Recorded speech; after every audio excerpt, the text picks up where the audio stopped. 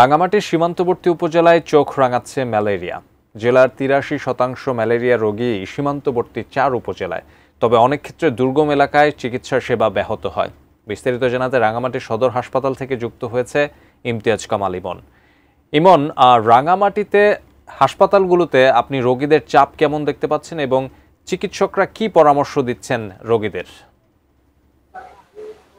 হ্যাঁ তারিক, আপনি যেমনটি বলছিলেন, রাঙামাটির যে সীমান্তবর্তী 4টি উপজেলা রয়েছে, বাগাইছড়ি, বরকল, জুরাছড়ি এবং বিলাইছড়ি, এই 4টি উপজেলাতেই কিন্তু ম্যালেরিয়ার প্রকোপ এখন সবচেয়ে বেশি। আমি যদি সেখানকার ম্যালেরিয়ার রোগীর সংখ্যা বলি, তাহলে জুরাছড়িতে 208 জন, বিলাইছড়িতে 156 জন, বাগাইছড়িতে 99 জন এবং যে বরকল উপজেলা রয়েছে সেখানে 84 জন ইতিমধ্যে ম্যালেরিয়া রোগী শনাক্ত করা হয়েছে এবং তারা সকলেই এখানকার যে উপজেলা স্বাস্থ্য কমপ্লেক্স আছে সেই স্বাস্থ্য কমপ্লেক্সে চিকিৎসা নিয়েছেন এবং বর্তমানে তারা সুস্থ আছেন এবং তারা বাড়ি ফিরে গেছেন। এছাড়া আমি এই মুহূর্তে দাঁড়িয়ে আছি রাঙামাটি সদর হাসপাতাল এলাকায়।